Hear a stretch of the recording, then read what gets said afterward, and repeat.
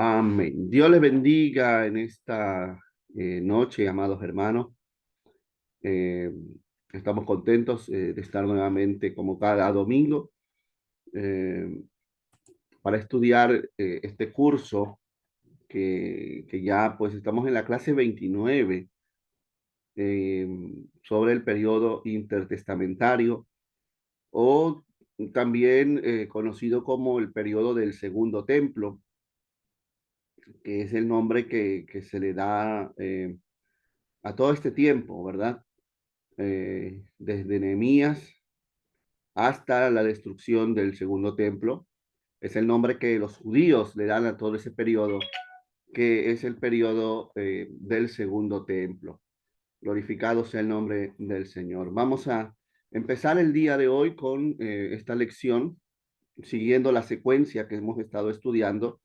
La semana pasada vimos un poco acerca eh, de cómo finaliza la rebelión de los macabeos con la muerte de Antíoco Epífanes y cómo se establece el, el periodo asmoneo, el linaje asmoneo que va a reinar en Judá, amén, hasta el año 37, hasta el año 37 antes de Cristo, que va a acontecer un evento muy interesante en la historia de Israel, que va a cambiar, va a cambiar totalmente la forma de gobierno en Judá, pero eso ya lo vamos a tocar en su debido tiempo. Hoy vamos a hablar acerca un poco de los llamados Hashirim de la era macabea, que son, a veces no se habla mucho de ellos, pero tienen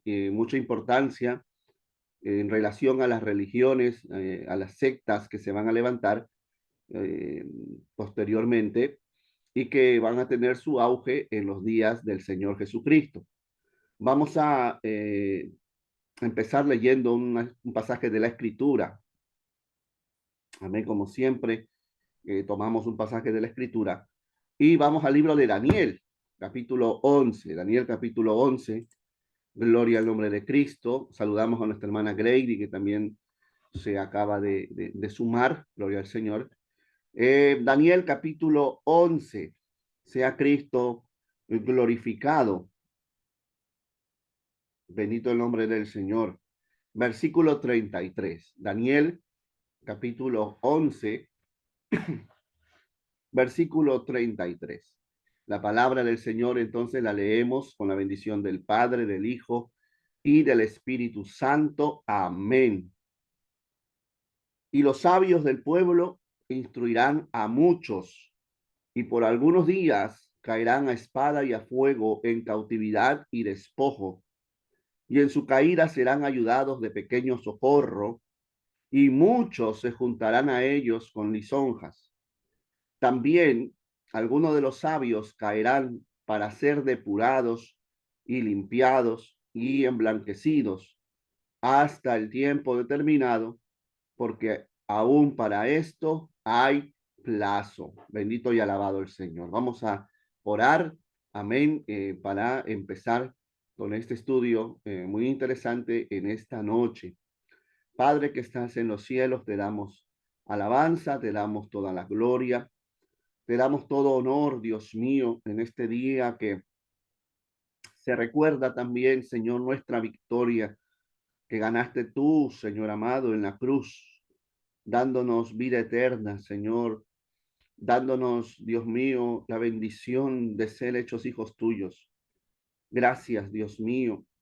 Queremos recibir tu palabra, la instrucción de tu palabra, Señor, que a través de estos estudios, Padre, tú puedas ayudarnos a comprender la importancia de todo este periodo, Señor, y conocer más a profundidad, Dios mío, tu palabra, y a la vez también que podamos, Dios Santo, plasmar en nuestra vida todo lo que tú nos das, todo lo que tú nos dices, Señor, que tu palabra se haga vida en nosotros. Usa este vaso de barro, Señor, que está delante de ti, y que podamos en esta hora ser edificados, ser, Señor, instruidos, para el servicio, Señor tuyo. Yo te doy toda la gloria, toda la honra, porque solo a ti pertenece.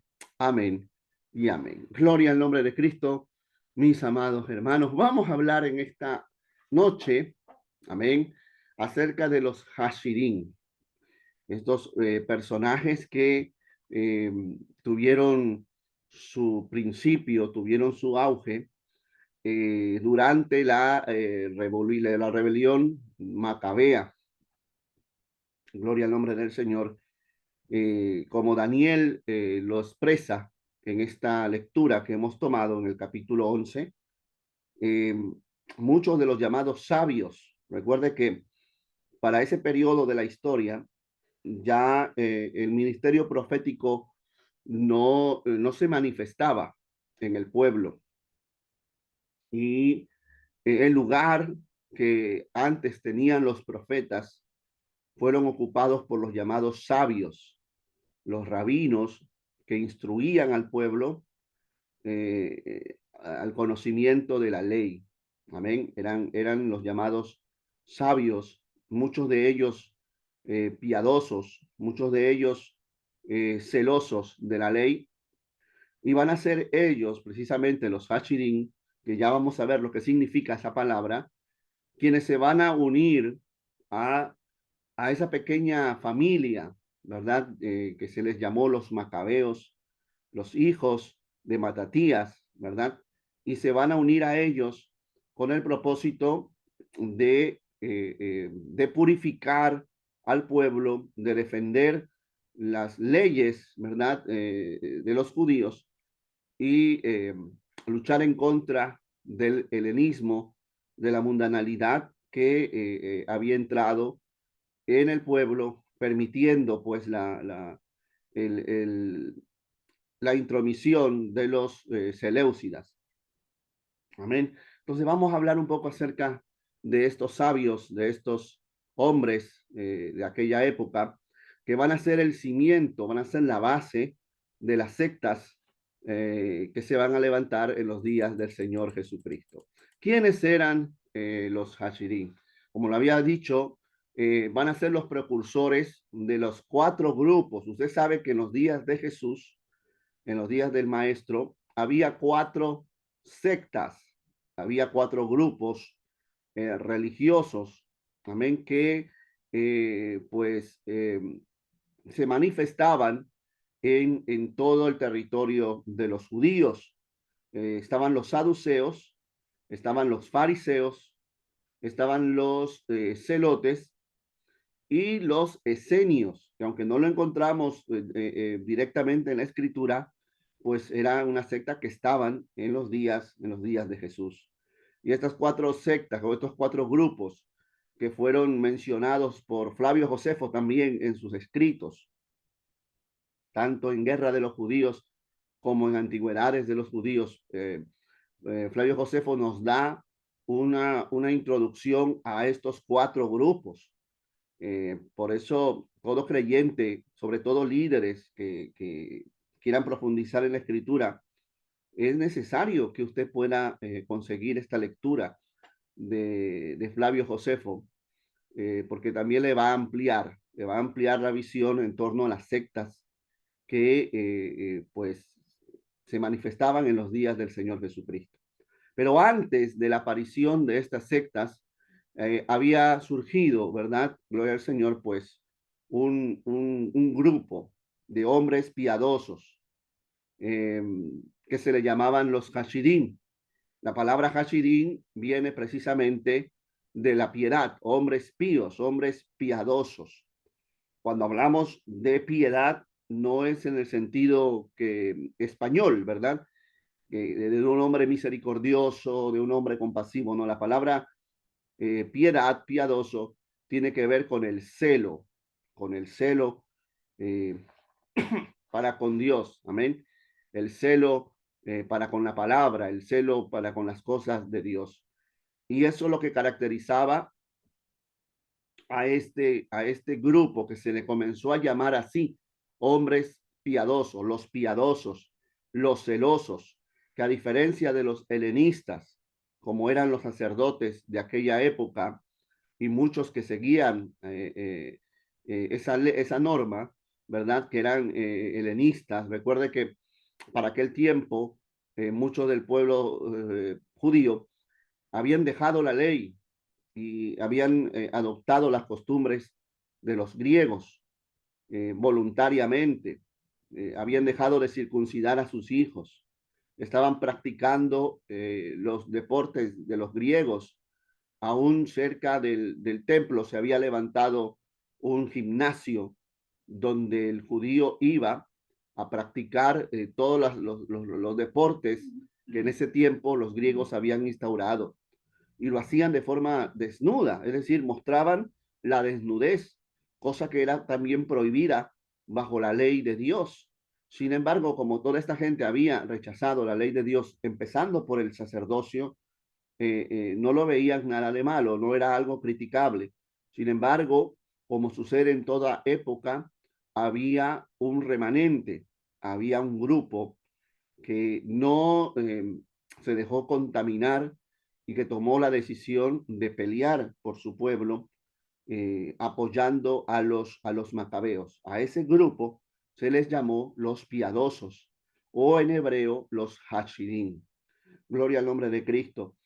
Y mis amados hermanos, así como en aquel tiempo, también hoy el Señor busca y es necesario que se levante un pueblo piadoso, un pueblo celoso, un pueblo que aborrezca la mundanalidad que se está viendo hoy en las iglesias y cómo la palabra de Dios está siendo pisoteada.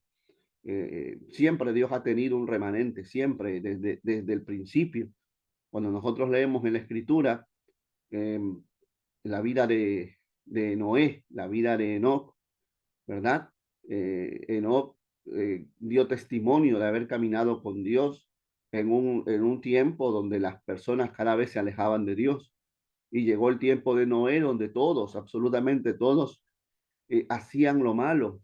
Tanto es así que Dios se arrepintió de haber hecho al hombre. Pero la escritura dice que Noé halló gracia delante de los ojos de Dios. Y así a lo largo de la historia siempre hubo hombres celosos. Para el tiempo que estamos estudiando, para el tiempo ya de los macabeos, ese grupo se le llamó los Hashidim. Una de las cosas que tenemos que tener claro es que no debemos confundir a los Hashidim de la antigüedad, de aquel periodo de los macabeos, con el movimiento judío hasídico que se manifestó en el siglo XVIII. Para el siglo XVIII después de Cristo, se levanta un movimiento judío también conocido como los Hasidim, pero no tienen nada que ver con los Hasidim del tiempo de los Macabeos. Amén. Bendito y alabado sea nuestro Dios. Gloria al Señor. ¿Quiénes eran estos hombres? Bueno, estos hombres eran, aparte de ser gente celosa de la ley de Dios, eran también guerreros.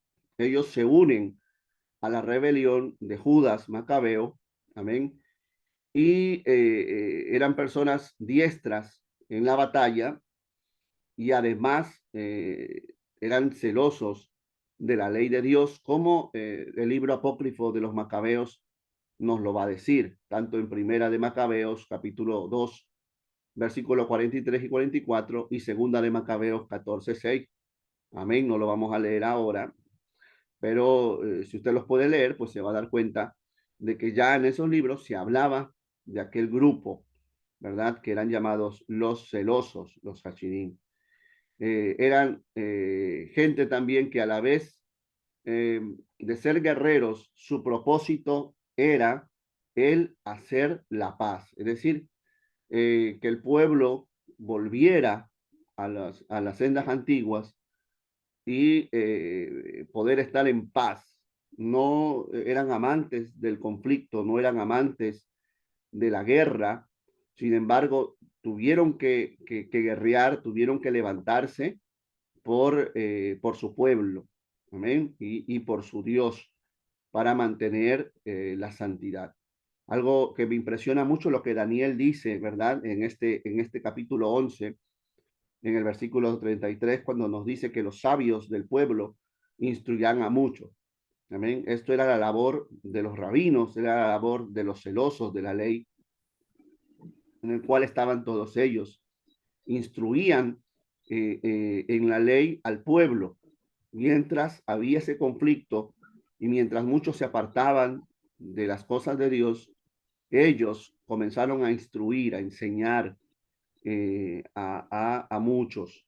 Por eso que la Biblia dice que la exposición de la palabra alumbra, hace entender aún hasta el más simple. La exposición, la instrucción, nunca cesemos de instruir, de enseñar, porque eso es lo que va a dar, hermano, la luz, lo que va a traer la luz al pueblo, la enseñanza correcta de las Sagradas Escrituras. Amén. Pero dice también Daniel que por algunos días muchos de ellos caerán a espada y a fuego. Muchos van a morir, va a haber muchos mártires dentro del pueblo de Dios en esa época. Amén. Gloria al Señor. Ellos eran la base de la resistencia armada de los macabeos. Porque los macabeos, al final de todo, eran una familia, ¿verdad? Era un sacerdote de Modín con sus 5 hijos, que luego, como habíamos visto, uno de ellos, Judas, va a ser el que encabece la rebelión, pero la base de todo ese ejército, aunque pequeño también, eran los llamados Hasidim. Amén. Entonces, vemos la importancia que tuvieron ellos. Gloria al nombre del Señor. Posiblemente fueron miembros de las familias sacerdotales. Muchos creen que muchos de ellos eran sacerdotes también, porque no todos los sacerdotes se dañaron. Va a haber un momento en la historia donde los sacerdotes eh, justos, santos, se van a oponer tanto al sacerdocio de Jasón y al sacerdocio de Menelao. Se recuerda que ellos van a ser los sumos sacerdotes puestos por Antíoco, pero muchos sacerdotes van a estar en contra de eso.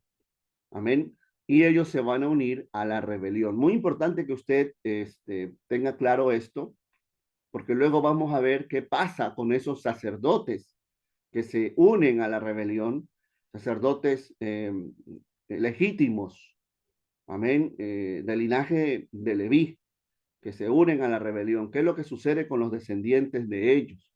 Bendito el nombre del Señor, amén. Los rebeldes que se negaron a luchar en sábado fueron masacrados, muy probablemente, pues, los Hashidim. Esto es algo que pasó también dentro de ese conflicto que hubo, de esa rebelión de los macabeos. Los sirios, sabiendo que el judío tenía que guardar el sábado, ellos esperaban el sábado para introducirse en la ciudad y comenzar a matar, ¿verdad? Y el judío no se podía defender. Y muchos de ellos que aceptaron la muerte con tal de no violar el sábado, eran probablemente de este grupo que eran tan celosos de la ley que prefirieron morir antes que violar el mandamiento del día de reposo. Es una enseñanza muy, muy linda, hermano, que encontramos en ellos y en todos los mártires del Señor Jesucristo, ¿verdad? Tanto en el Antiguo Testamento defendiendo la ley de Dios como en el Nuevo, los mártires del Señor Jesucristo que prefirieron la muerte en lugar de negar al Señor.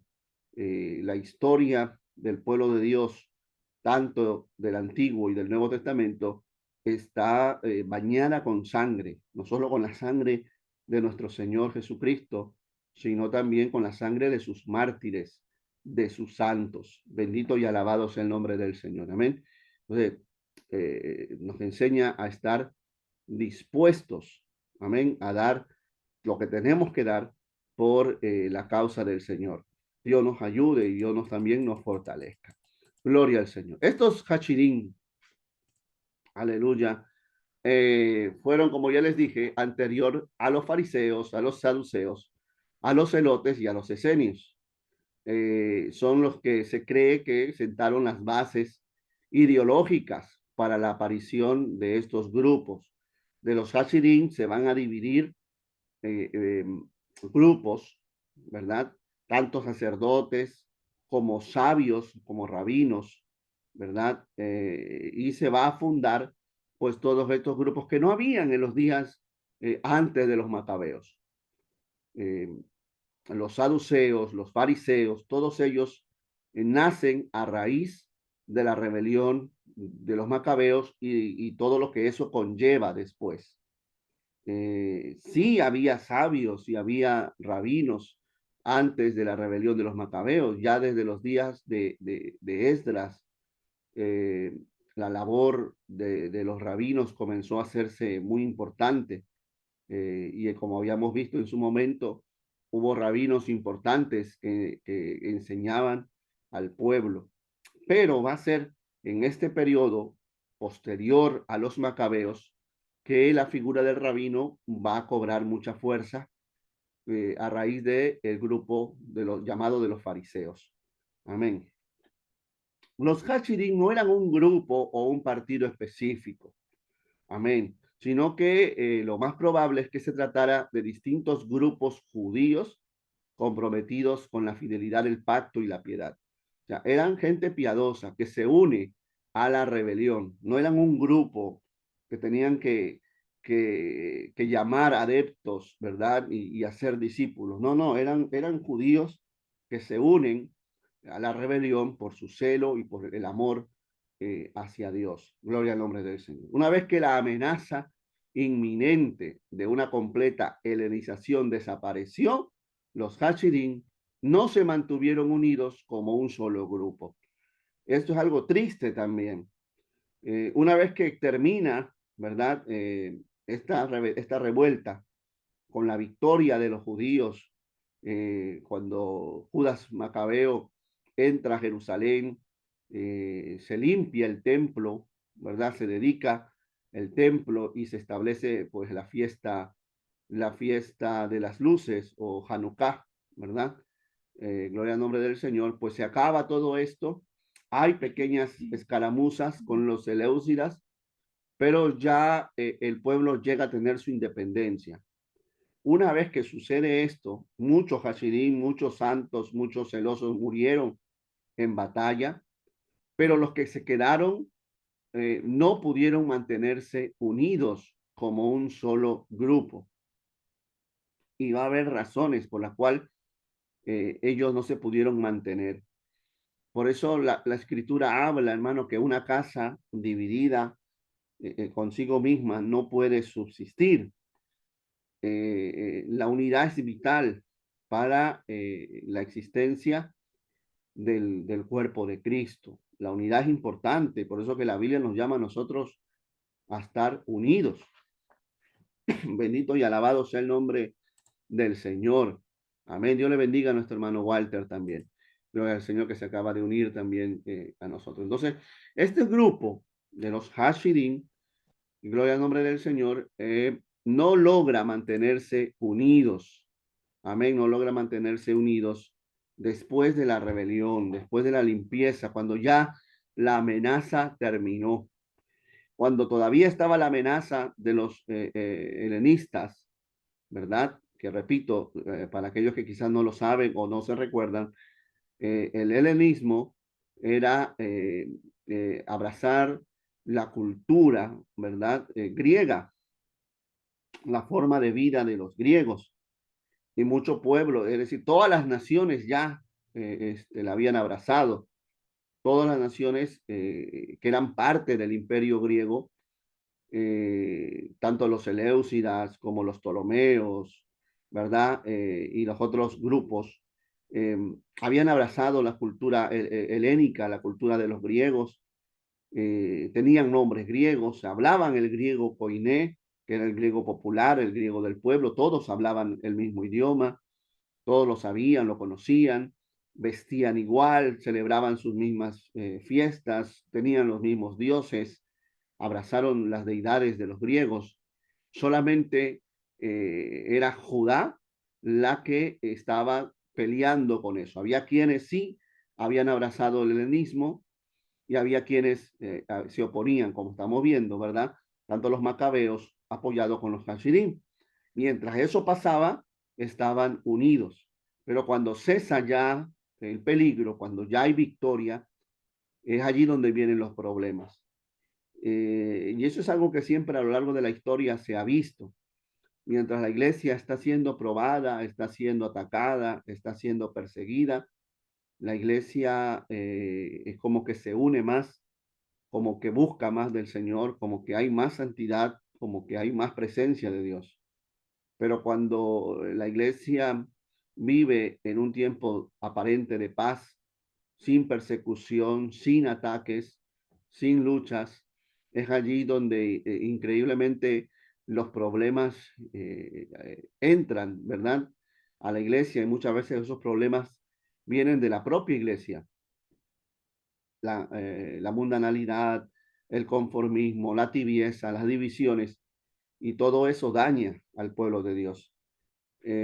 Por eso es que cuando vemos en la escritura la iglesia primitiva, gloria al Señor, en la iglesia primitiva, eh, amén, gloria al Señor. Amén. Perdón, hermano, que, bueno, se me fue el internet. No sé qué me está pasando últimamente, que el internet se me va. Eh, ¿Me escuchan, verdad? Sí, pastor. Ok. Bueno, vamos a volver a compartir. Ok, gloria al nombre del Señor. Amén. Amén. Bueno, les decía que mientras había persecución, mientras había lucha, el pueblo se mantiene unido, como podíamos ver en el libro de los Hechos también. Mientras la iglesia era perseguida, no había problema. Es cuando la iglesia deja de ser perseguida, es cuando la iglesia deja de sufrir por la causa de Cristo, que vinieron los problemas. Amén. Y pues, mis amados hermanos, tristemente, esa es la naturaleza humana. Gloria al nombre del Señor. Por eso hay que darle siempre la gloria a Dios. Si nos toca pasar por momentos difíciles, si nos toca pasar por pruebas como iglesia, porque eso también nos va a mantener unidos, amén, nos va a mantener firmes, gloria al Señor, para con nuestro Dios. Bendito y alabado sea nuestro Cristo, amén. Vamos a seguir entonces, mis amados hermanos, gloria al nombre de Jesús. Entonces vamos a ver cómo es que se divide este grupo, y es muy importante esto, gloria al nombre del Señor, amén. La historia, ¿verdad?, del pueblo judío en la época del Segundo Templo. Como habíamos visto, la rebelión de los macabeos termina en el 164 antes de Cristo. Termina con la consagración del templo, ¿verdad? La limpieza, la purificación. Pero ese movimiento que habíamos visto de los macabeos, de los Hashidim, se termina dividiéndose. Hay razones por las cuales se divide este grupo que era unido, que era un solo cuerpo. Y vamos a ver cómo es que se divide todo esto. Primero, vamos a ver en el ámbito político, ¿verdad? Que en el trono, en el gobierno, queda establecido los sucesores de Judas Macabeo, los llamados asmoneos. Amén. Donde empieza ya el periodo de los asmoneos, a reinar gente del pueblo judío, pero con el detalle que no eran del linaje de Judá. Amén. Recuerda que los reyes de Judá siempre fueron, pues obviamente, los descendientes de Judá, y los asmoneos no eran descendientes de, de Judá, y eso va a traer un problema con los Hashidim. Gloria al Señor. Los asmoneos, los sucesores de Judas Macabeo, ellos terminan conformando un estado muy semejante, hermano, al reino helenista al que habían antes combatido. Mire qué tremendo esto, porque ellos lucharon, Judas y sus hermanos lucharon para evitar que el pueblo abrazara las culturas de los griegos. Sin embargo, cuando los descendientes de ellos llegan al poder, llegan al gobierno, van a abrazar la cultura helenista, se van a cambiar hasta los nombres. Y por esa razón, se va a dividir este movimiento que se había unido, ¿verdad? En el tiempo de los macabeos. Había un sumo sacerdote en aquel momento, ¿verdad? Gloria al nombre del Señor, que ya había sido puesto después de ser derrocado Menelao, sube un sumo sacerdote legítimo al templo. Pero ¿qué es lo que sucede? Y ya vamos adelantándonos un poquito.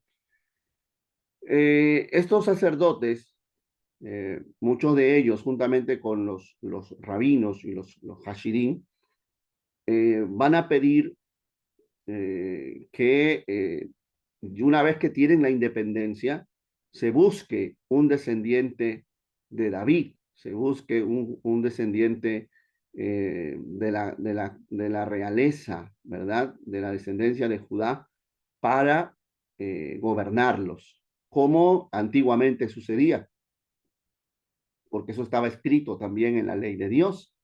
Sin embargo, los asmoneos no van a ver con buenos ojos esa idea, ya que ellos van a verse como los libertadores de la nación y ellos van a exigir eh, quedarse en el gobierno, a pesar de no ser descendientes de David, a pesar de no ser descendientes de Judá.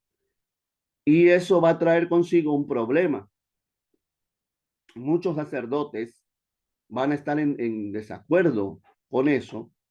¿Y qué es lo que van a hacer los asmoneos? Pues los asmoneos van a aliarse con la aristocracia judía.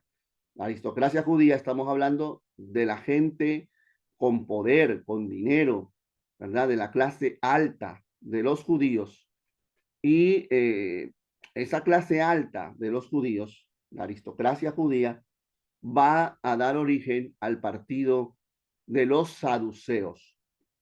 Los asmoneos se van a unir con esa clase aristocrática de los judíos, con los saduceos, y van a colocar a los saduceos en el sacerdocio.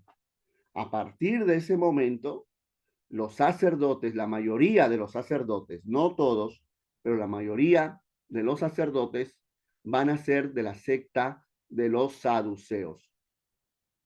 En los días de Jesús, usted va a encontrar, ¿verdad? A Caifás.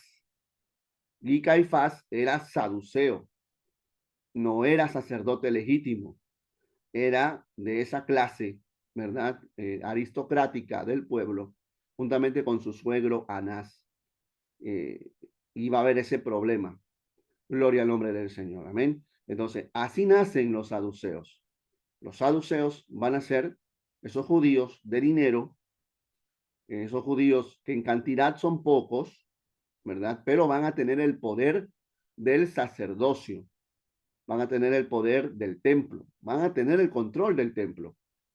Y muchos sacerdotes legítimos van a salir del templo. Se van a rehusar, van a rehusar todo esto que los asmoneos hacen y van a dejar el templo. Ya vamos a ver a dónde es que se van. Entonces, así empiezan los saduceos. Luego, gloria al Señor, de ese grupo que habíamos visto nosotros, de los cachirín, de los piadosos, de los celosos, ellos se van a conformar con la restauración del culto y el sacerdote nombrado, pero al ver todo este lío, este cambio, donde los asmoneos eh, van a aliarse con una clase alta, ¿verdad?, del pueblo de Israel, formándose los saduceos.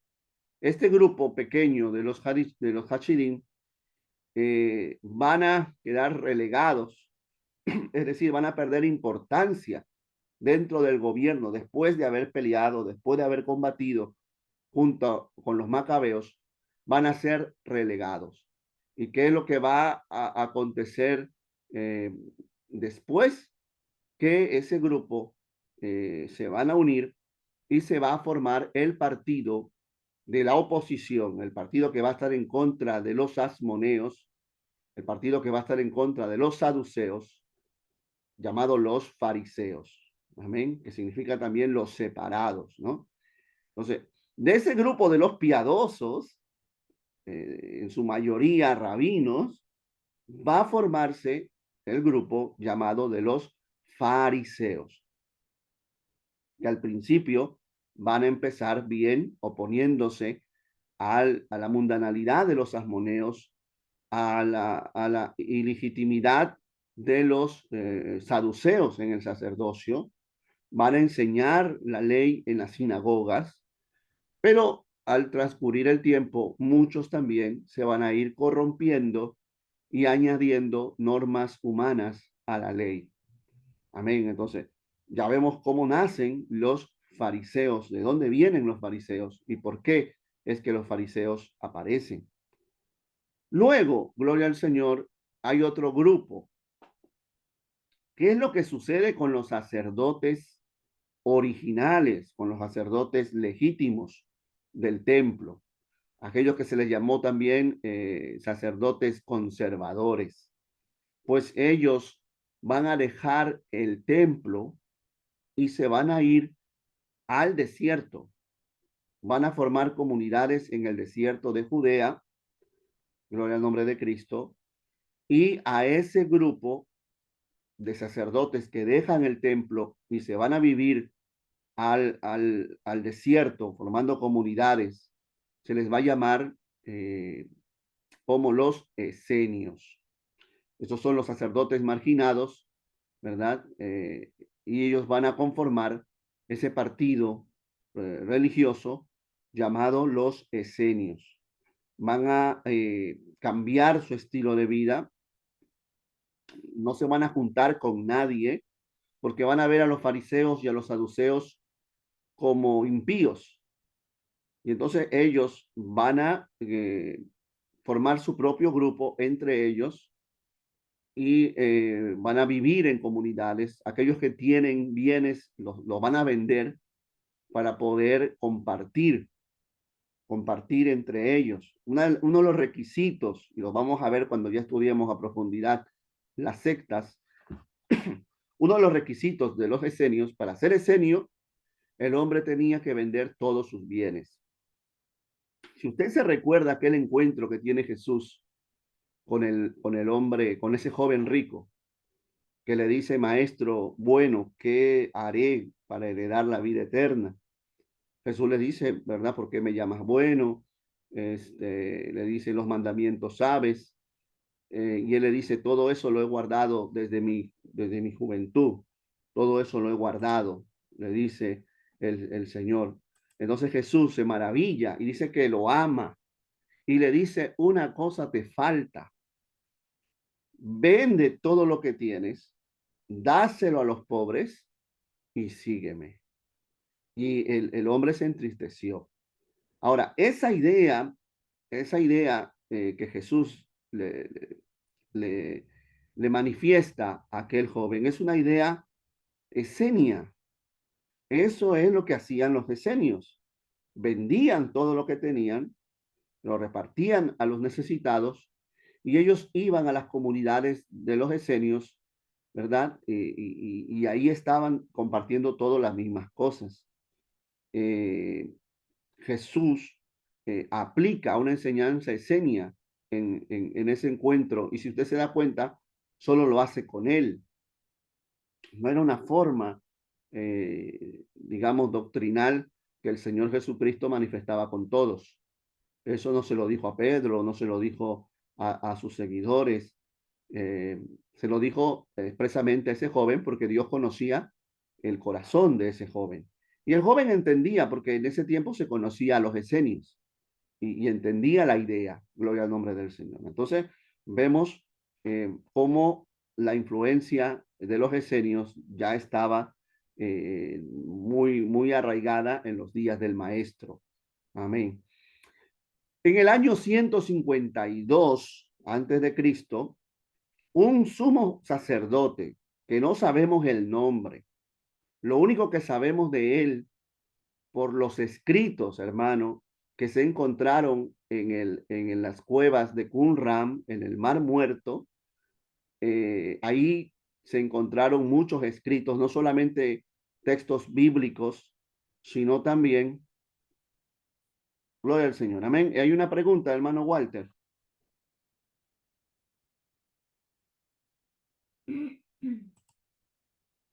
Ok, hay una mano levantada. Hermano Walter, amén. Abra su micrófono. Si usted tiene una pregunta. Sí, Dios le bendiga, pastor. Amén, Dios le bendiga. Sí, sí, me quedé inquieto un ratito en esa parte cuando dice que Jesucristo, o sea, hablándole al joven rico, ¿no? Era una forma de los esenios, ¿no? Sí, Entonces, esto, o sea, es en un solo caso, esto no es para aplicarlo como un Cristo lo dijo así, lo hizo así y esto hay que hacerlo, no. exacto, no, no. Ah, ok, Eso lo hizo personal a él. ok. Porque, No por es para, ejemplo, sí, amén. Le doy o un sea, caso, ¿no? ya, ya, Saqueo. amén, amén. Saqueo, eh, Jesús no le dijo nada. Sin embargo, él, de su corazón, ¿verdad?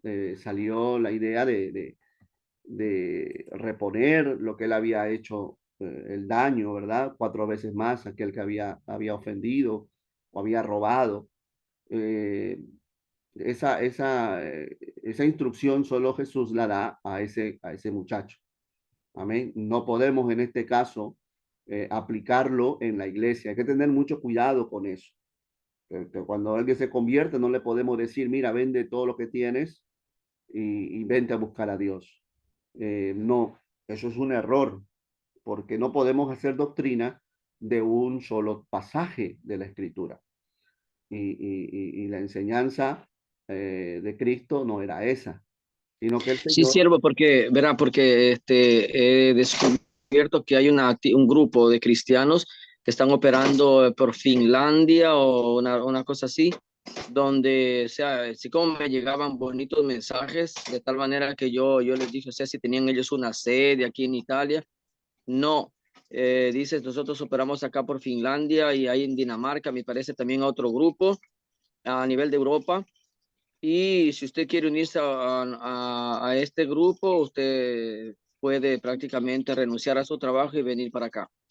O claro, sea, renuncia a todo y déjelo todo por el Señor. déjalo todo, exacto. Esa no es la idea, Ujú. esa no es la idea, ¿no? Esa no es la idea. Cuando el Señor llama a la obra es distinto. A Pedro lo llamó, pero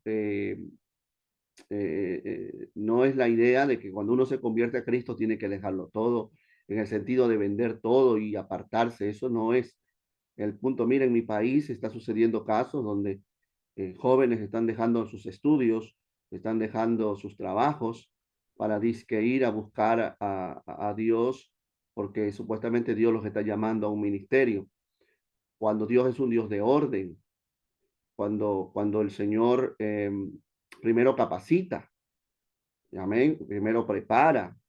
La Biblia dice no un neófito, y muchas veces está usando la Biblia para poder generar todos estos casos que traen malos testimonios. El Señor en ningún momento nos dice que hagamos eso. Dios le puede hablar a alguien personal y es un trato personal, pero no es algo doctrinal. Amén. Gloria al nombre del Señor. Amén. Entonces, siguiendo con la enseñanza, les decía que en el año 152 antes de Cristo, eh, un sumo sacerdote que el cual no sabemos el nombre, lo único que sabemos por los escritos encontrados en las cuevas de Qumran, en el desierto de Judea, es que se le llamaba el maestro de justicia, que llegó a ser el líder, ¿verdad? El maestro, valga la redundancia, de los esenios. Y este maestro de justicia era un sacerdote, un sumo sacerdote que dejó el templo por todo este lío que había y se fue a las comunidades del desierto.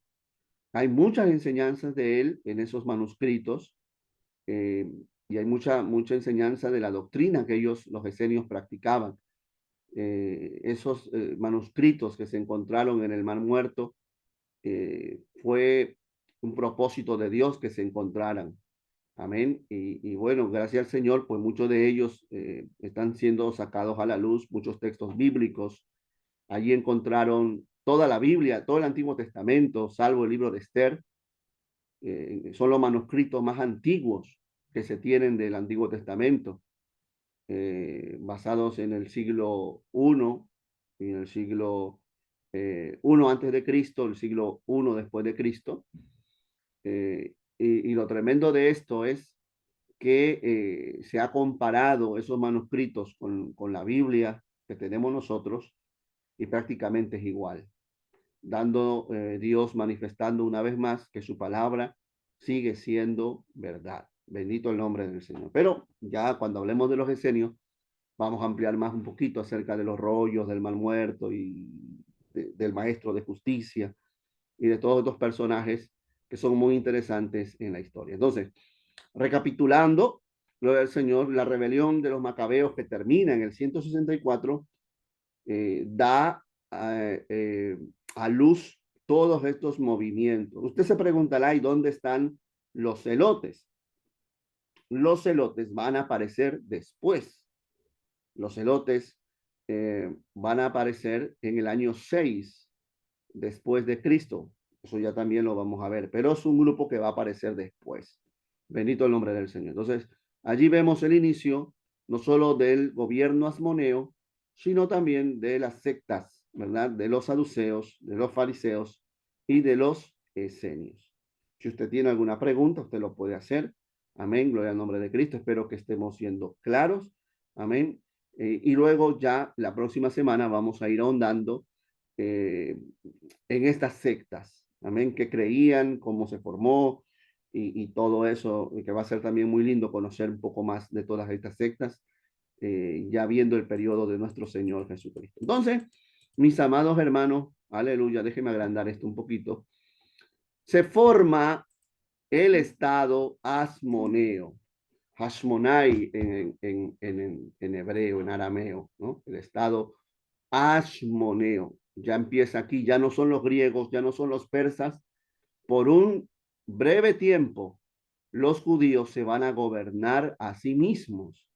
Amén. Por un breve tiempo, desde ese año 164 hasta el año 37 antes de Cristo, donde los romanos van a instaurar a Herodes como rey de los judíos. Todo ese periodo corto de tiempo, pues los asmoneos se van a gobernar Judea.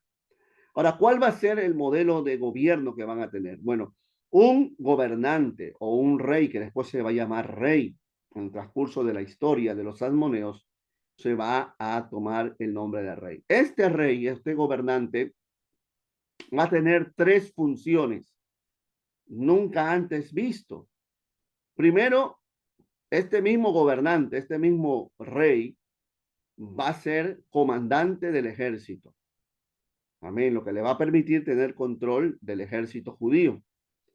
Va a ser también el Cohen Gadol, es decir, el sumo sacerdote. No solo va a ser gobernante, no solo va a ser comandante del ejército, sino también va a ser sumo sacerdote. Va a poder entrar en el lugar santísimo, ¿verdad? En el día de la expiación a ofrecer sacrificio. Algo que en la escritura estaba tajantemente prohibido. Si usted se recuerda el caso del rey Usías, amén, el rey Usías, que empezó bien, que empezó reinando, sirviendo a Dios, Dios le dio sabiduría, Dios le dio mucha inteligencia, él fue el creador de muchas armas de guerra, dice la escritura, pero cuando Usías se vio grande, dice la palabra, comenzó a enorgullecerse para su ruina. Y llegó un momento donde él quiso ofrecer un sacrificio en el templo y los sacerdotes le decían que no le correspondía a él hacer tal sacrificio. Usías tenía en la mano, si no mal recuerdo, no sé, no recuerdo si era una copa, pero cuando él, con el enojo, con la ira, intenta arrojar ese instrumento a los sacerdotes, la mano comienza, se le pone leprosa y toda la lepra corre por su cuerpo. Y así muere el rey Usías leproso por querer realizar una función que no le correspondía. ¿Qué pasó con Saúl? Saúl, que era rey de Israel, ofrece también un sacrificio en desnudo de Samuel, ¿verdad? Porque era Samuel, el sacerdote y profeta, quien le correspondía hacer el sacrificio. Sin embargo, Saúl se desespera viendo que la gente pues se le estaba desertando, y él, al ver que supuestamente Samuel tardaba bajo la visión de Saúl, él ofrece el sacrificio. ¿Y qué es lo que le dice Samuel? Locamente has actuado, locamente has hecho. Y Dios corta, ¿verdad? El reinado de Saúl. Entonces, nunca en la escritura la función de gobierno, de rey, se mezclaba con la función sacerdotal. Sin embargo, en los días de los asmoneos, ellos mismos, el gobernante de turno, se iba a proclamar comandante del ejército, sumo sacerdote y a la vez etnarca, es decir, gobernante de una región. En este caso, la región de Judea. Gloria al Señor. Entonces, el gobernante va a tener esas tres funciones. Amén. Como comandante del ejército, va a tener los planes de defensa del país, va a organizar el ejército. Los asmoneos, dentro de las cosas buenas que van a tener, va a haber la construcción de fortalezas y de murallas para evitar, ¿verdad?, la invasión de ejércitos enemigos. Va a organizar el ejército judío, un ejército estable. Amén.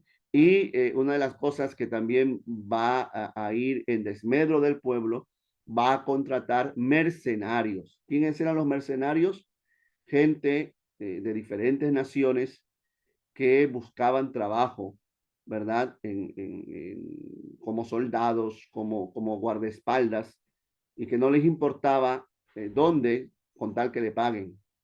Entonces es un mercenario. Y los asmoneos pues van a tomar mano, van a echar mano de los mercenarios, cosa que también Herodes va a hacer. Como sacerdotes, como sumos sacerdotes, ellos van a supuestamente a buscar el cumplimiento de las prácticas del culto, pero ellos mismos con sus actitudes pues estaban, ¿verdad?, negando todas las prácticas ceremoniales, porque no era lícito que ellos ofrecieran los sacrificios.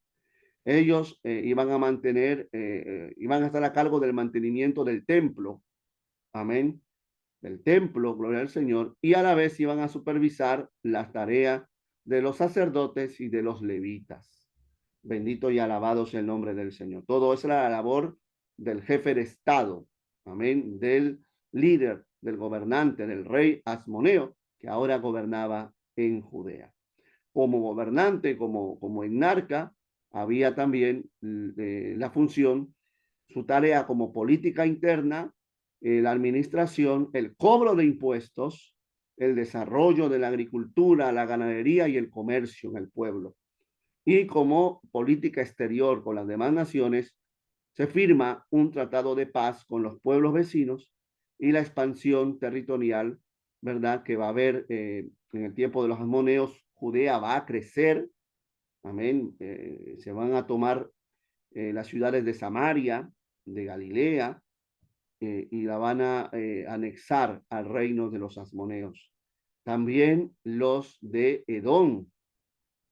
Es muy importante este hecho. Mire, uno de los reyes, y me voy adelantando, el hombre llamado Juan Hircano, va a conquistar a un pueblo llamado Idumea. Y los idumeos, que son descendientes de Edom, de los edomitas. ¿De dónde vienen los edomitas? De Esaú. Entonces Juan Hircano va a conquistar Idumea y los va a obligar a judaizar. Es decir, los va a hacer judíos a la fuerza. Van a circuncidarse, van a guardar la ley, siendo idumeos, pero por obligación.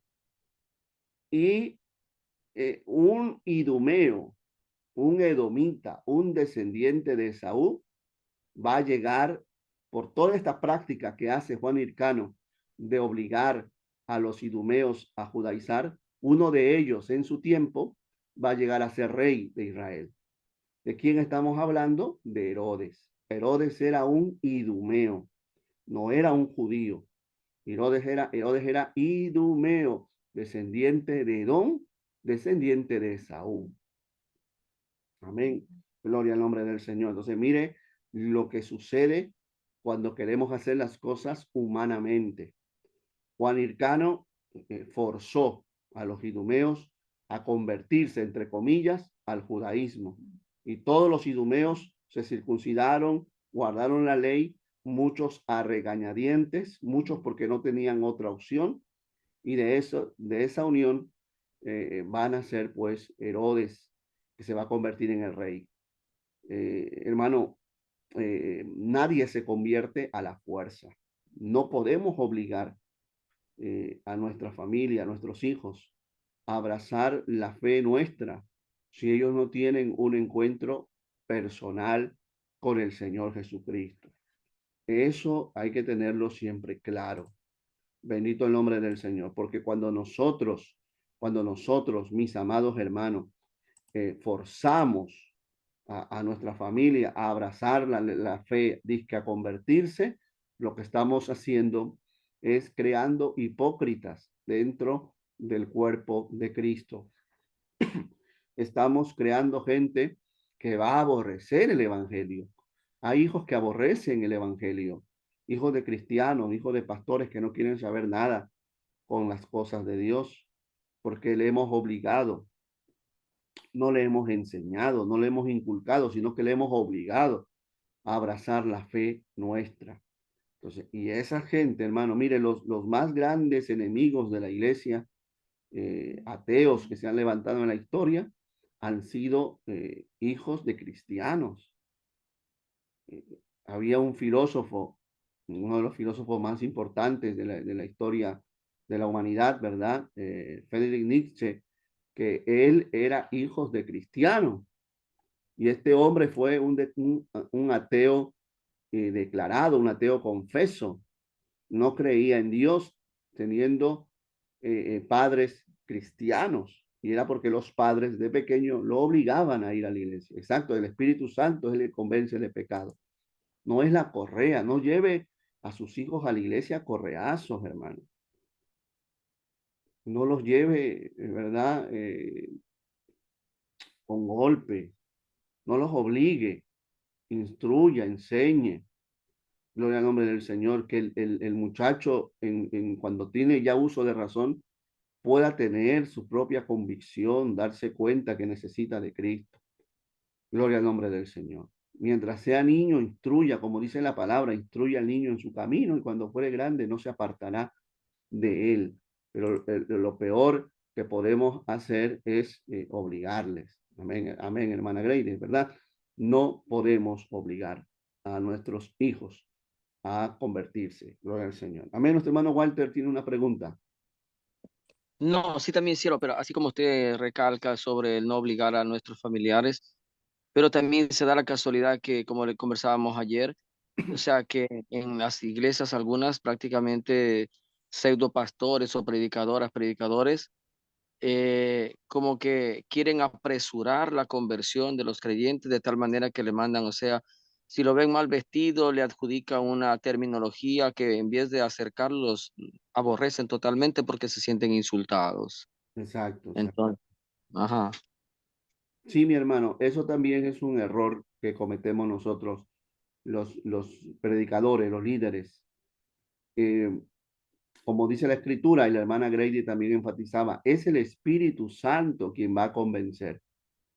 Entonces, hoy maltratamos, hoy insultamos, hoy nos paramos en el altar y creemos que estamos predicando diciéndole a los jóvenes que están vistiéndose como el diablo, como, ¿verdad? O como le llamamos Jezabel a las jovencitas, que todavía no tienen un encuentro, que vienen porque su familia es cristiana y ellos vienen desde niños y creemos que porque vienen desde niños ya son convertidos y no es así, no es así, mis hermanos.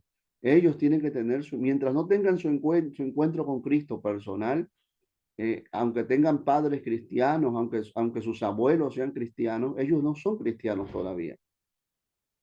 Porque ¿qué nos hace cristianos? Ir a la iglesia, que nuestros padres sean cristianos, que nuestros abuelos sean cristianos. No, lo que nos hace cristianos es nuestro encuentro personal con Jesucristo, el convencernos de que somos pecadores y que necesitamos del perdón del Señor y vivir para Él. Entonces, nosotros debemos usar la sabiduría para enseñar, para predicar. Nunca ofenda. Yo recuerdo ese evangelio, ¿verdad? Ese evangelio de antes, que era muy bueno, era muy bueno porque se buscaba mucho, pero también se cometió muchos errores y se insultaba a la gente. Y yo he escuchado predicadores que comenzaron a comparar a, a, a muchos jóvenes por su vestido, a compararlos con prostitutas, a compararlos con gente así, con homosexuales. Y eso en lugar de convertir, ¿quién se convierte así? ¿Quién entiende las cosas de Dios de esa manera si lo estamos insultando? Jesús nunca insultó a nadie. Jesús miró a la mujer adúltera y no le dijo, tú eres una pecadora, tú eres una tal por cual. No la llamó así.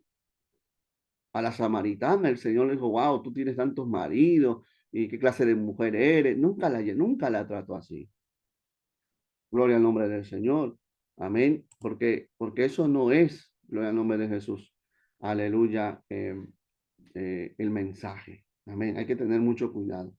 La hermana Grady dice, gloria al Señor, es verdad, cuando pues sí, nos toca muchas veces dentro de las enseñanzas que le podemos dar a los hijos, ¿verdad? Poder enseñarles y esperar siempre orando de que de ellos nazca siempre. O sea, uno los lleva, uno los prepara, pero si en un momento dado y uno de los dos está en la casa porque no es cristiano y los hijos de un momento se quieren quedar, bueno, uno tiene que ser sabio, ¿no? Uno tiene que ser entendido en esas cosas. Nunca genere el rechazo eh, para con la iglesia de sus hijos. Nunca genere eso. Nunca crea en el corazón, no debe crear en el corazón un resentimiento. Eso también para con los padres, ¿no? Dedíquele tiempo a sus hijos. No todo es la iglesia. Usted es padre. Pablo dice claramente cuando él habla de la familia, él habla del matrimonio, que el casado busca agradar a su mujer, ¿verdad? Y tiene cuidado de las cosas de este mundo. Igualmente la casada. O sea, hay una responsabilidad también, porque la primera iglesia es tu familia, es tu hogar.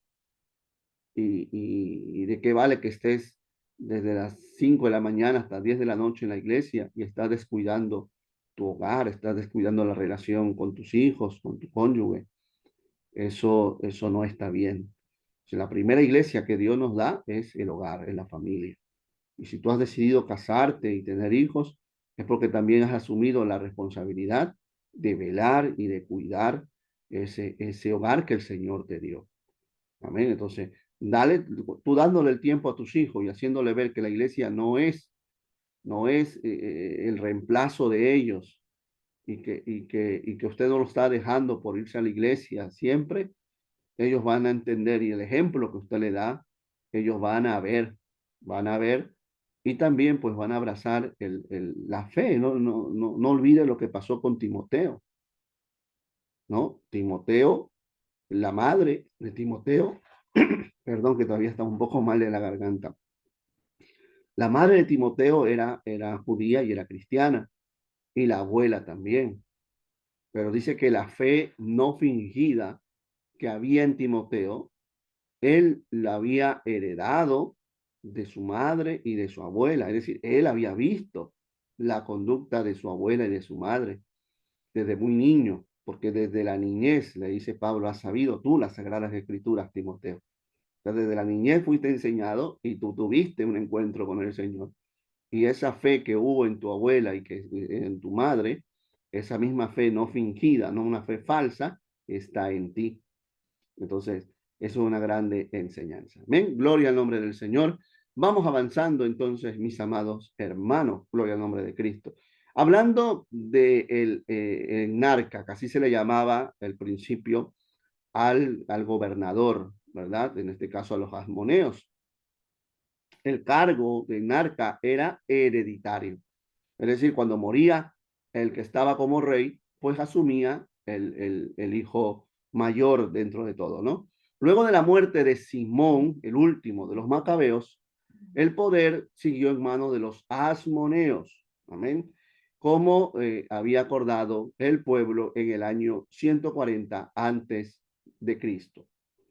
Judá ahora podría comenzar a resolver los temas relativos a un estado independiente, como lo habíamos visto en el mapa, ¿no? En el plano interno, ¿cómo iba a ser la forma de gobierno?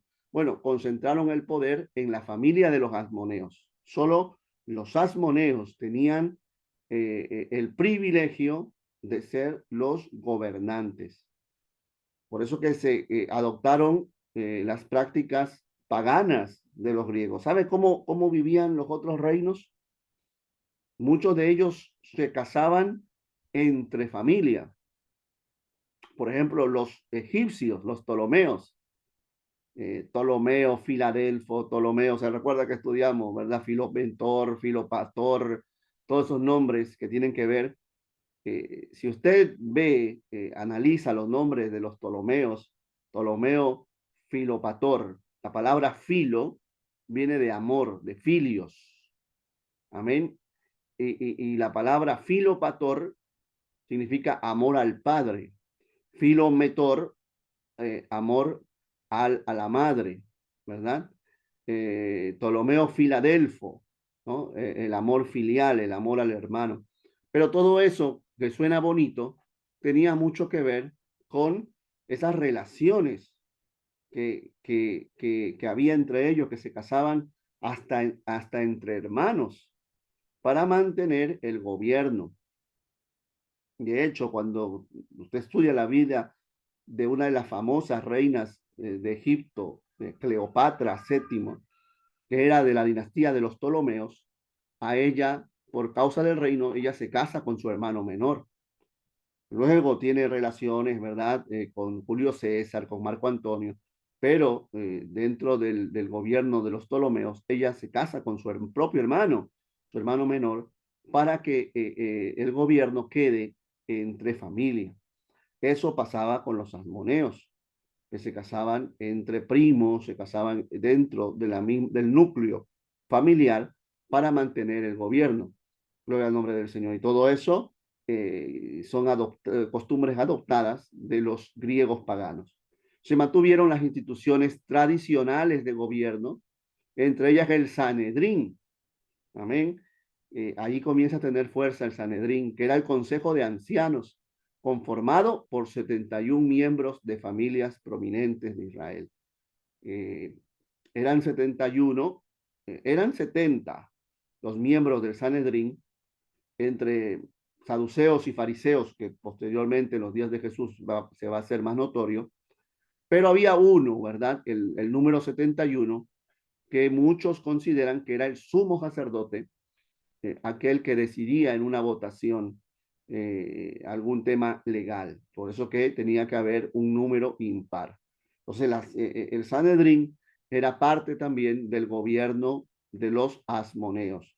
Este Sanedrín debía legislar según la Torá, según la ley de Dios, y actuar como tribunal supremo de la nación. Designaban jueces y supervisaban la educación del Estado. Tenía mucho poder el Sanedrín en aquellos días. El Sanedrín va a perder poder cuando los romanos entren a Jerusalén. Bendito el nombre del Señor. Va a seguir existiendo, pero no va a tener el mismo poder que tenían en los tiempos de los asmoneos.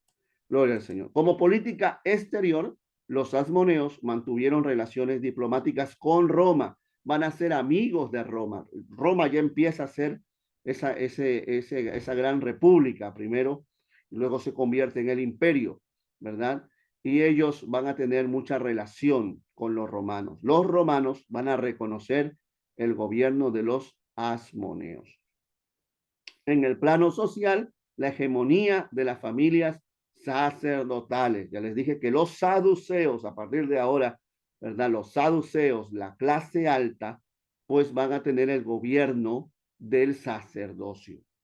Gloria al Señor. Las familias más importantes, la familia de los asmoneos se enriquecen al ocupar los cargos más importantes. Los sabios adquieren gran prestigio e influencia en la vida del reino y en todo el mundo judío. Aquí empiezan, hermano, aleluya, los rabinos a tener mucha importancia. Amén. Voy a dejarles como tarea,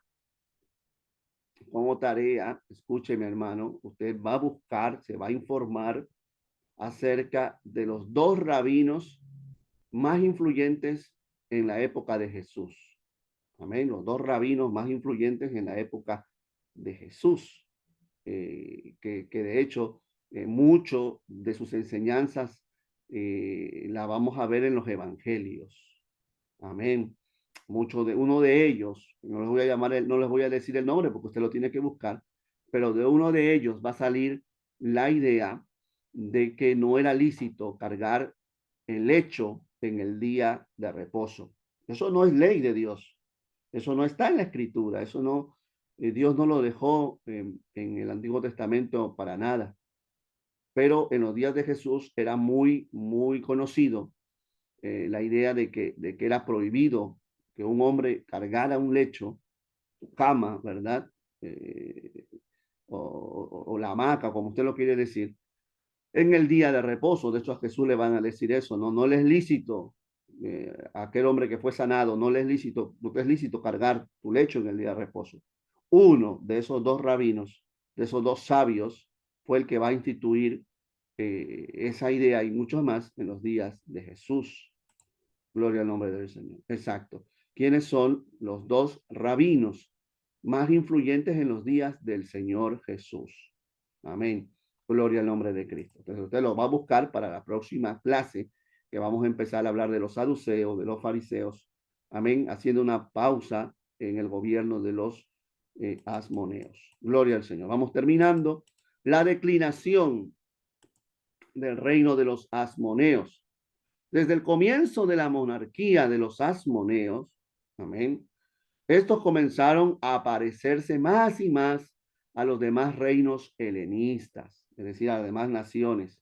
Comenzaron una vida de lujos, de peleas y de intrigas. Aún va a haber peleas entre ellos por el poder, por el control. Gloria al nombre del Señor. Se van a unir muchos de ellos a los saduceos y va a haber otros asmoneos que van a unirse a los fariseos. Y se va a armar una guerra entre los saduceos y los fariseos, que va a haber muchos muertos. Esa guerra va a traer muertos. Es increíble, hermano, lo que va a pasar en este periodo por causa de la religión. Usted ve, por causa políticas, intrigas, todo eso. Los saduceos y los fariseos van a estar en plena batalla por el dominio, por el control del pueblo. Mientras los saduceos van a tener el poder, el dinero y la riqueza y el sacerdocio, los fariseos van a ser la gente del pueblo, la gente de los pobres, la gente que va a enseñar la ley en las sinagogas. Gloria al nombre del Señor, pero todo eso se va a ir perdiendo en los días del Señor Jesús. El Sanedrín se convirtió en un consejo con miembros elegidos por el rey. Amén. Parte del pueblo ya no veía con buenos ojos a la monarquía asmonea, que se estaba helenizando. Lo que ellos habían combatido, ahora lo estaban abrazando. Tampoco la existencia de un ejército mercenario que reforzaba el poder de la monarquía y estaba conformado en su gran mayoría por politeístas, es decir, por idólatras. La gente comenzó a ver que los asmoneos traían mercenarios de Siria, de Egipto, de Arabia, y todos ellos eran paganos, eran idólatras. Y con tal que le pagaban, gloria al nombre del Señor, pues ellos servían como soldados mercenarios. Y el pueblo comenzó eso a mirar mal en el gobierno de los asmoneos. Mientras tanto, Roma había terminado sus pactos amistosos con Judá. ¿Por qué? Porque ya no lo necesitaban. Su poderío le alcanzaba y sobraba para dominar el mundo.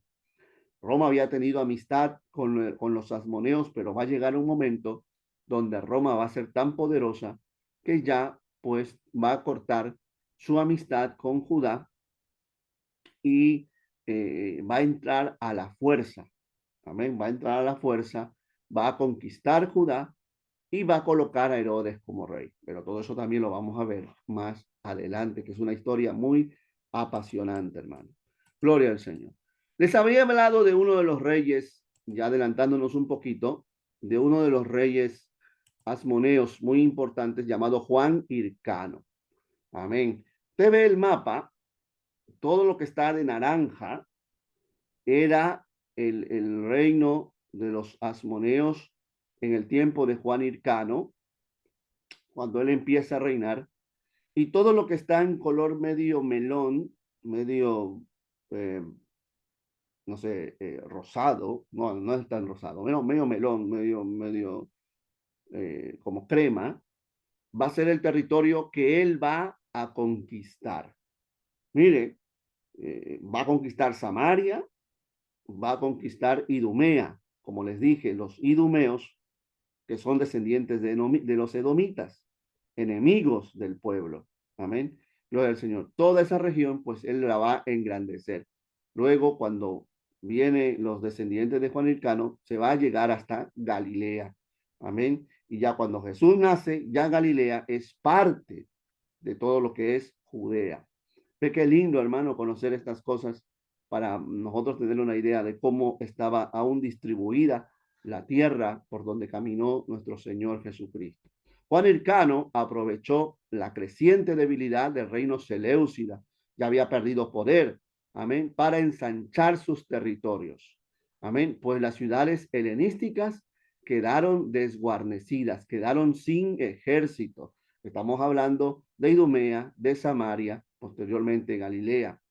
Asimismo, a fin de contar con fuerzas militares competentes, alquiló mercenarios, algo que hasta entonces ningún rey o gobernante judío había hecho. Amén. ¿Qué cosas importantes hizo? Bueno, cuatro cosas importantes, y con esto termino el día de hoy. Uno, él marchó hacia el sur del Jordán oriental y conquistó Medabá, la Medabá de la Biblia. Bendito el nombre del Señor. Amén. La encontramos allí al sur del Jordán. Amén. Gloria al Señor. Usted ve el mapa, gloria a Dios, abajo de Perea, esa región, ¿verdad? Gloria al Señor. Que cayó tras un prolongado asedio de 6 meses, y también la región de Samea. Número 2, prosiguió después contra los samaritanos. Recuerde que había ese conflicto con los samaritanos. ¿Qué pasó? Capturó su ciudad principal, la ciudad de Siquén, que era la ciudad importante de los samaritanos. Luego llegó a Garizim. ¿Qué había en Garizim? Estaba el monte donde estaba el templo de los samaritanos, ¿verdad? Y conquista todo el país de los cuteos, que así se le llamaba, o el judío lo llamaba así a los samaritanos, cuteos, porque decían que los cuteos venían de una región de la antigua Asiria, y que no eran judíos, sino que eran cuteos. Gloria al Señor. Destruyó el templo samaritano del monte Garizim en el 128 antes de Cristo. Amén. Por eso que no hay templo. En los días de Jesús ya no había templo samaritano. Fue destruido por Juan Hircano en el 128 antes de Cristo, cuando él conquista Samaria, ¿verdad? Aleluya.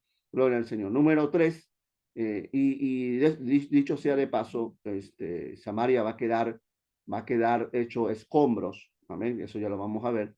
Número 3, avanzó después contra la provincia de Idumea, la Edom bíblica. En ese tiempo se llamaba Idumea. Amén, que era el nombre que los griegos le habían puesto a la tierra de Edom. Y tomó las ciudades de Adora, y Marisa. Libró del exterminio a los idumeos. ¿Por qué? Porque les puso la condición de que se circuncidaran y observaran la ley. Así se hizo y desde entonces los idumeos quedaron incorporados a la comunidad judía. Es decir, los idumeos se convierten, entre comillas, a la ley porque no les quedaba de otra. O se convertían o los mataban. Entonces, como no querían morir, ellos dijeron, sí, nosotros nos vamos a circuncidar y vamos a guardar la ley de los judíos, pero no de corazón. Se ve la diferencia, ¿no? Y ellos fueron pues incorporados desde el momento a la comunidad judía. Se les comenzó a llamar judíos siendo edomitas tan solo por circuncidarse y supuestamente observar la ley. De allí, de esa tierra, va a venir Herodes. Y número 4, amén, reinició la campaña contra los samaritanos en vista que los samaritanos querían todavía resistirse, ¿verdad? En el año 111 antes de Cristo, atacó la ciudad de Samaria, dejando el cerco al mando de sus dos hijos, Antígono y Aristóbulo I. Nótese los nombres, que de judíos no tienen nada. Antígono y Aristóbulo son nombres griegos. Amén. Aunque los samaritanos pidieron auxilio a los seleucidas, en este caso al rey que estaba de turno, Antíoco IX Cisiceno, pidieron ellos ayuda, fueron vencidos por Juan Hircano. Y después de un año de asedio, la ciudad fue tomada, destruida y sus habitantes esclavizados. Amén. Para no dejar nada, inundó con torrentes de agua toda la ciudad de Samaria, no dejando nada. Samaria fue un desierto hasta la llegada de Herodes, que va a reconstruir Samaria y la va a embellecer. Esto es lo que podemos hablar un poco de los Hashidim, de lo que pasó con los Hashidim después, ya adentrándonos a la aparición de las sectas. La próxima semana vamos a ahondar, vamos a hacer un paréntesis de la historia de Juan Hircano, porque vamos a volver a hablar un poquito más de él, de Alejandro Janeo también, pues son reyes asmoneos muy importantes lo que sucedió en ese tiempo, pero vamos a hablar de las sectas, vamos a hablar de los saduceos, de los fariseos, de los esenios, vamos a ahondar en ellos, amén. Así que la próxima semana usted va a estudiar acerca de esos dos rabinos, quienes eran esos dos rabinos importantes en la época del Señor Jesús, y vamos a hablar de los saduceos en primer lugar. Amén. Gloria al nombre de Cristo. Si no hay alguna pregunta, mis amados, gloria al nombre de Cristo. Amén. Si no hay alguna pregunta, vamos a terminar aquí la lección. Amén. Vamos a dejar de grabar.